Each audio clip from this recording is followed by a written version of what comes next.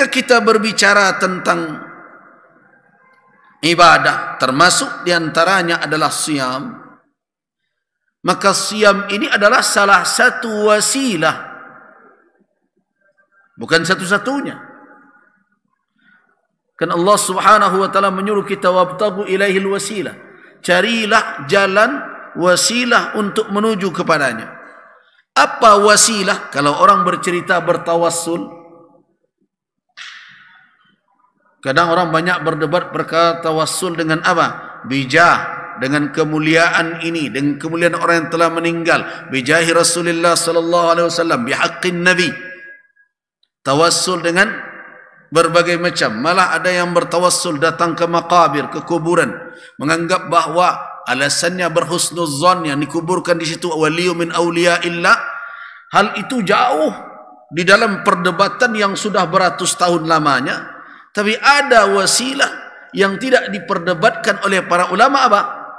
Al-a'malus salihah. Amal salih. Itu tidak ada yang berdebat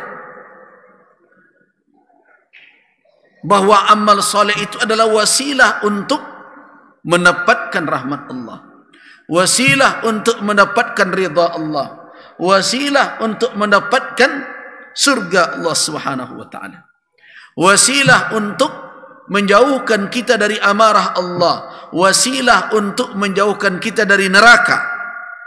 Tidak ada ikhtilaf dalam hal itu. Nah, yang aneh, ada orang rajin bertawassul pergi ke kuburan tapi joget dangdut. Ada orang yang rajin bertawassul dengan perkara-perkara yang ikhtilaf ulama padanya, tetapi salat dilalaikan, ibadah dikesampingkan. Nah, kalau kita berbicara amal yang disyariatkan di dalam Islam, jelas itu adalah wasail, jalan-jalan untuk mendekatkan diri kepadanya. Ketika para ulama menafsirkan wabtagu ilaihil wasilah, carilah wasilah yang akan menyampaikan kita kepada Allah. Ulama sepakat bahawa wasilah yang paling utama adalah amal. Amal itulah yang dijadikan oleh Allah sebagai sabab untuk ia memberikan apa yang dijanjikan. Nah, sekarang ketika takwa ingin kita dapat di bulan Ramadan, kita sudah berbicara modal. Modal mendapatkan takwa, iman, tidak cukup hanya Islam.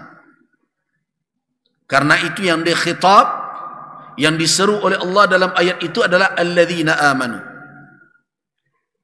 Para ulama mengatakan bahwa ubudiyah, tadi subuh, setelah salat subuh kita jelaskan bahwa ubudiyah ditegakkan di atas apa? Di atas keimanan tauhid. Tidak ada ubudiyah yang bisa tegak di atas kesyirikan, di atas kekufuran. Nah, imanlah yang menjadi modal. Kemudian amal sebagai wasilah untuk mendapatkan janjinya. Di antara janji Allah adalah takwa. Apa itu takwa? Ulama mengatakan bahwa kata ittaqa, yang kemudian nanti isim fa'ilnya muttaqi, dalam bentuk jamaknya muttaqun, berasal dari kata waqa yaqi wiqayatan. Makna waqa yaqi wiqayah maknanya adalah memelihara. Ada yang mengatakan berasal dari kata taqiyah, yang bermakna khasyah, takut. Nah, kalau kita gabung dua akar kata ini, sepertinya memang berhubungan. Takwa, dia sebenarnya adalah buah dari ketakutan kepada Allah Subhanahu wa ta'ala. ketakutan itulah yang memelihara manusia dari melanggar ketentuan Allah Subhanahu wa taala. Karena itu secara sederhana ulama akan mendefinisikan takwa apa? Imtithalu awamirillah wajtinabu nawahi. Begitu sederhana ulama menafsirkan, menjelaskan makna takwa. Apa artinya? Imtithalu awamirillah, mematuhi perintah Allah dan menjauhi larangannya. Itu adalah definisi umum paling sederhana dari kata takwa. Namun kalau kita lihat akar kata, kemudian kita perhatikan ayat-ayat Al-Quran dan sunnah Nabi, kita temukan bahwa takwa tertuju kepada dua aspek. Yang pertama, takwa secara zahir. Yang kedua, takwa secara batin. Nah, ketika orang berkata ittaqillah fi auladikum, ittaqillah fi amwalikum, ittaqillah, bertakwalah kamu dalam perkara anakmu. Apa maknanya? Jaga dia. Nah, ketika takwa dikaitkan dengan sikap perilaku secara zahir, itu maknanya takwa secara lahiriah. Itu yang tadi, menjaga anggota tubuh kita ini agar senantiasa patuh kepada tuntunan Allah, patuh kepada perintah dan menjauhi larangan. Itu takwa dalam bentuk apa? Lahiriah. Tapi Nabi SAW menegaskan apa yang di dalam Al-Quran. Al-Quranul Karim mengatakan bahwa takwa itu ada yang tertuju kepada apa yang ada di dalam hati insan, itu taqwal qulub. Takwa yang ada di dalam kalbu. Taqwal qulub, apa maknanya? Berarti ketakwaan tidak hanya sebatas sikap lahiriah, tapi juga adalah sikap batin. Di mana ditemukan itu? Ada di dalam suratul Hajj ayat yang ke-32, dzalika wa may yu'azzim sya'airallah fa innaha min taqwal qulub. Yang demikian itu siapa saja yang mengagungkan syiar. Ramadan ini syiar. Saya mendengarkan ada orang yang mengkritik, mungkin karena dia berpengalaman hidup di luar negeri. Kenapa orang terlalu resek melihat orang membuka rumah makan siang hari berbagai macam? Kami dulu hidup di barat, puasa juga, walaupun di mana-mana orang makan, kan tergantung iman kita. Ini orang merasa sangat beriman barangkali. Dia tidak mengerti bahwa cara pandang bukan begitu. Itu pandangan personal. Secara personal orang bisa mengatakan, saya tidak akan tergoda dengan orang makan di sebelah saya. Silakan saja, kalau memang kuat demikian. Saya tidak akan tergoda dengan orang yang berbuat maksiat di samping saya.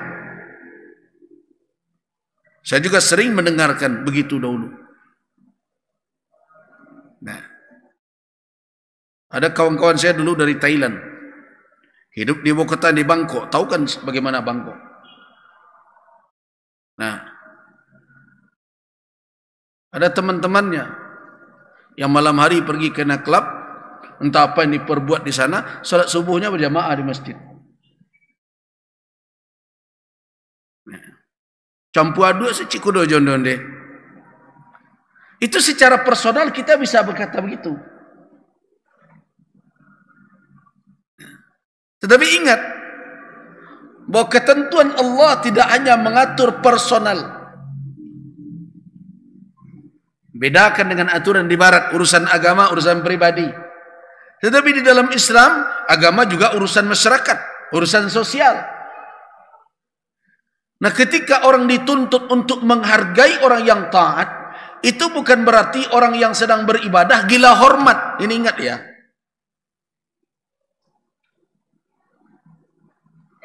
Itu bukan berarti orang beribadah gila hormat. Hargailah saya sedang puasa. Hargailah kami sedang menjalankan ibadah Ramadan. Tidak. Jangan dikatakan itu gila hormat. Petunjuk Allah adalah kepada orang yang menghargai itu. Jadi ketika ada aturan menghargai orang yang berpuasa, manfaat penghargaan itu kepada siapa? Kepada orang yang menghargai itu. Itu yang dikatakan oleh Allah di dalam ayat ini. Dzalika wa may yu'azzim. Yang demikian itu siapa saja yang mengagungkan syiar-syiar agama Allah, fa innaha min taqwal qulub. Sesungguhnya yang demikian itu adalah bahagian atau timbul dari dirinya sebenar-benar dari ketakwaan yang ada di dalam hati. Jadi kalau ada yang berpandangan seperti itu, karena kan nilai di negara ini sedang terbalik-balik sekarang. Kalau dulu hargai orang berpuasa, sekarang hargai orang tidak berpuasa. Nah, kemudian ketika ulama menghimbau kembali, hargai orang yang berpuasa. Bukan berarti orang berpuasa gila hormat dan minta dihargai. Itu petunjuk kepada orang-orang, dia muslim, itu pertama ya. Dia mengaku beriman, dia mengaku berislam, tapi saudara-saudara tidak menghargai syiar agama Allah, saudara merusak diri saudara sendiri. Itu makanya ulama mengatakan, hey stop. Kenapa? Saudara berarti merendahkan diri saudara di hadapan Allah. Pertanda bahwa ketakwaan saudara sedang hancur. Jadi jangan dibalik logikanya. Ketika ulama mengatakan tutuplah, jangan dipertontonkan, bukan berarti kita tidak mengerti ada orang musafir, ada orang yang sedang tidak puasa dalam keadaan uzur. Tetapi jangan dipertontonkan, hargailah ini. Ada pula yang berkomentar, ini orang beribadah minta hargai. Itu keliru pola pikir. Itu yang dibalikkan oleh teori barat. Karena agama urusan personal, di dalam Islam agama bukan hanya urusan pribadi, tapi urusan bermasyarakat juga. Karena itu hargailah syiar agama Allah, hargailah orang-orang yang sedang taat, karena mereka sedang menjalankan syariat ini. Kalau saudara-saudara hargai itu, berarti itu alamat bahwa ada ketakwaan di dalam kalbu.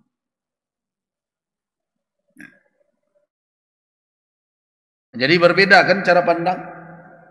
Cara pandang ulama tidak seperti cara pandang yang di sana. Kemudian dalam hidup bernegara, kenapa kita tuntut?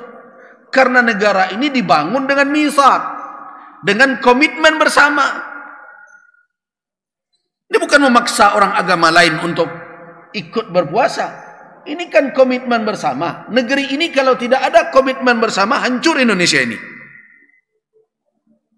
Itu makanya di dalam keputusan Majelis Ulama Indonesia dikatakan bahwa ada mitsaq watani, ada komitmen nasional yang diratifikasi bersama oleh tokoh-tokoh kita dahulu untuk hidup bersama di negeri ini dengan berbeda keyakinan, berbeda suku bangsa, tetapi hidup saling menghargai.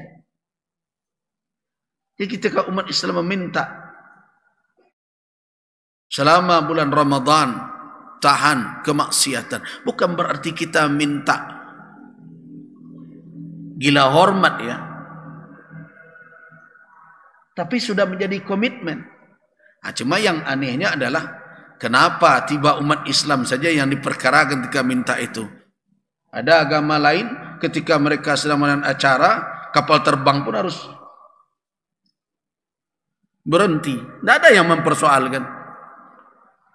Nah, ini ketidakadilan namanya. Nah, kembali kita kepada kalimat taqwal qulub tadi. Kenapa saya singgung itu? Karena ada komentar-komentar yang aneh-aneh hari ini. Nah, ketika Allah katakan taqwal qulub, berarti ketakwaan tidak hanya aspek lahiriah kepatuhan zahir, tapi juga ada aspek batiniyah, yaitu yang ada di dalam kalbu. Inilah yang ditegaskan oleh Nabi SAW dalam hadis beliau, at-taqwa hahuna, kata Nabi. Ketika Nabi mengatakan takwa itu di mana?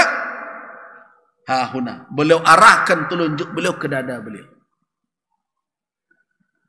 Nah, dengan demikian, maka kalau kita ingin memahami makna ketakwaan, kita harus menggabung dua unsur itu. Baru kita faham apa makna hakiki dari takwa. Ada unsur lahiriah, yaitu imtithalul awamir, kepatuhan kepada perintah, menjauhi larangan. Dan ada unsur batiniyah, berupa apa? Khasyah, ketakutan yang ada di dalam dada, yang itu melahirkan apa? Kewaspadaan, penjagaan. Jadi ini penjagaan dari dalam. Itu yang disebut waskat itu dulu. Pengawasan melekat. Pengawasan melekat itu bukan pengawasan dari inspektorat dan berbagai macam. Tapi orang yang bisa mengawasi dirinya sendiri, pengawasan itu melekat pada dirinya. Sehingga setiap dia mulai cenderung saja ke arah yang keliru, ada yang berkata di dalam kalbunya, stop. Jadi takwa itu apa? Suatu kekuatan di dalam diri yang lahir dari ketakutan kepada Allah, yang ditempa dengan ibadah. Jadi ketakutan itu lahir dengan apa? Ilmu dan ibadah. Ilmu dan ibadah. Yang akhirnya melahirkan khasyah, ketakutan kepada Allah, sehingga apa? Sehingga lahir sikap pada anggota tubuhnya untuk apa? Menjauhi segala hal yang membuat Allah tidak redha dengannya, dan mendekat kepada Allah dengan amal-amal dicintainya. Itulah takwa di dalam kalbu. Jadi orang yang bertakwa di dalam kalbu tidak rumit untuk mencegah dirinya dari kemaksiatan. Kenapa? Karena dari dalamnya. Orang yang bertakwa di dalam kalbu tidak rumit untuk ikut bersama mengagungkan Allah, meninggikan kalimat Allah. Tapi kalau susah membujuk, lah berbagai cara dikecekkan dan bana menggeliang jo, itu tanda tak ada takwa. Takwa yang ada di dalam kalbu itu akan melahirkan sikap ketundukan kepada Rabbul Alamin. Kenapa? Karena dia takut amarah Allah, takut jauh dari Allah Subhanahu wa taala, takut menyimpang dari jalan Allah, takut menyia-nyiakan amanah, segala ketakutan. Nah, itu yang ada pada Yusuf alaihissalam. Ingat kan? Ketika Nabi Yusuf berhadapan dengan seorang wanita cantik, istri pembesar Mesir, tidak ada yang lain, karena ada ketakwaan di dalam hati. Dia melihat ayat Allah Subhanahu wa taala. Apa maknanya? Peringatan Allah dia ingat, maka akhirnya dia terlindung dari bahaya fitnah yang begitu dahsyat. Jadi orang yang bertakwa tidak perlu pencitraan untuk patuh. Orang yang bertakwa tidak perlu kamera untuk taat. Orang yang bertakwa tidak perlu pakai foto dia baru berzakat. Orang yang bertakwa tidak perlu menunjukkan siapa saya baru kemudian dia patuh kepada Allah. Orang yang bertakwa malah cenderung apa? Takut amalnya akan tersia-sia, dimakan oleh riya. Orang yang bertakwa takut amalnya tidak ada nilai di sisi Allah. Karena apa? Karena dia mengharapkan sanjungan dan pujian dari orang yang melihat dan mendengar. Itu takwa. Nah, hubungan takwa dengan siam sebenarnya sangat erat. Kenapa? Karena puasa adalah salah satu ibadah yang paling efektif untuk melatih keikhlasan manusia. Kenapa? Karena dia sulit dibuktikan. Jadi karena itu Allah katakan di dalam hadis qudsi yang dua hari yang lalu saya singgung, bahwa amal ibni Adam, kullu amal ibni Adam yudha'af hasanah bi asri amsalihah. Kebaikan 10 kali lipat, ila 700 di'afin, sampai 700 kali lipat. Illa siyam, kata Allah, kecuali puasa. Kenapa? Dia tinggalkan ta'amahu wa syarabahu, makannya, minumnya, wa syahwatahu, syahwatnya, li ajli, karena aku. Nah, siapa yang bisa menelusuri orang itu makan atau tidak makan? Orang itu berpuasa atau tidak puasa? Apa yang bisa jadikan alamat? Kalau urusan latih, orang kini pandai bersendiwara sadonya. Carilah di TikTok jadi artis sadonya. Bisa. Sudah makan itu lebih latihannya dari orang yang puasa sejak pagi. Kalau urusan karyang bibi bisa dilapnya. Jadi karena itu puasa adalah amalan kalau dilakukan dengan benar lebih efektif untuk melatih keikhlasan. Kenapa? Sulit meriakannya. Bagaimana memasukkan ria dan ujub? Kenapa? Karena dia adalah amalan meninggalkan sesuatu yang orang tidak bisa melihat secara zahir. Nah, karena itu takwa dengan siam dekat. Kenapa? Karena keikhlasan sedang dilatih dengan berpuasa. Nah, jadi orang yang bertakwa dijanjikan oleh Allah punya kekuatan di dalam batinnya. Kekuatan itulah yang nanti akan menjaga dirinya, memelihara dari terjatuh ke dalam perbuatan maksiat. Baik dosa kecil maupun apalagi dosa besar.